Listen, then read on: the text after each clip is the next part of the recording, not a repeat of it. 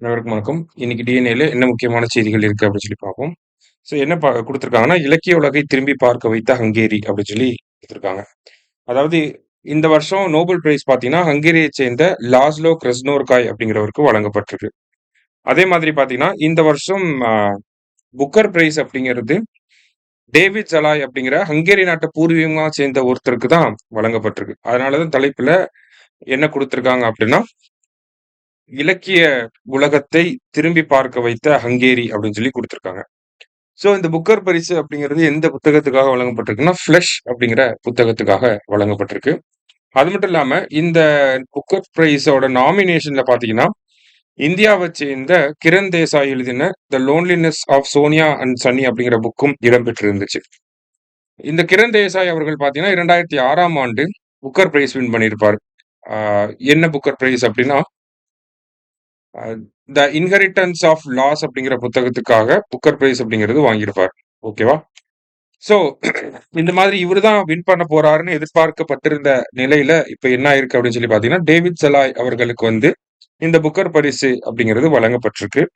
So இந்த Booker பரிசோட கதைய லைட்டா இங்க குடுத்துருக்காங்க. என்ன சொல்ல வராங்க அப்படின்னு சொல்லி பார்த்தீங்கன்னா, இஸ்துவான் அப்படிங்கிற ஒருத்தன். அவன் தான் அந்த கதையோட கதாபாத்திரம். அவன சுத்தி தான் அந்த கதை போகுது.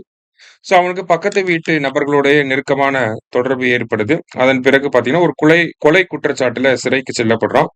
அப்புறம் சிறையிலிருந்து வெளிய வந்ததுக்கு அப்புறமா பார்த்தீங்கன்னா, ஆ ராணுவத்தில சேர்ந்து கொஞ்ச நாள் பணிபுரியிறான். அதுக்கப்புறமா அங்கிருந்து ஒரு லண்டனுக்கு வந்து ஒரு பாடி கார்ட் வேலைக்கு வந்து லண்டனுக்கு போறான். அப்ப பெரிய செல்வந்தர்களோட பழக்கம் ஏற்பட்டு, ஒருத்தவங்களுக்கு டிரைவரா போறான். டிரைவரா போன இடத்துல அங்க இருக்கக்கூடிய ஒரு பெண்ண மணம் முடிச்சு, அந்த சொத்துக்கள் எல்லாத்துக்குமே அதிபதி ஆகுறான். பின்னர் அந்த சொத்துக்கள இழக்க நேரிடுது. ஓகேங்களா?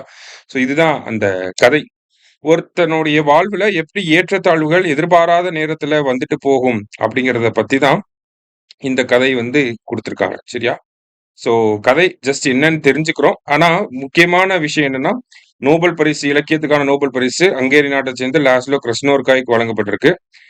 அதே மாதிரி பார்த்தீங்கன்னா, ஆ புக்கர் பரிசு அப்படிங்கிறதுமே ஹங்கேரி வம்சாவளியைச் சேர்ந்த பிரிட்டிஷ் எழுத்தாளரான ஆ டேவிட் சலாய் அவர்களுக்கு வழங்கப்பட்டிருக்கு அப்படிங்கிறத இங்க தெரிஞ்சுக்கணும். சரிங்களா? நன்றி. சுரேஷ் IAS அகாடமி வெற்றியின் முகவரி.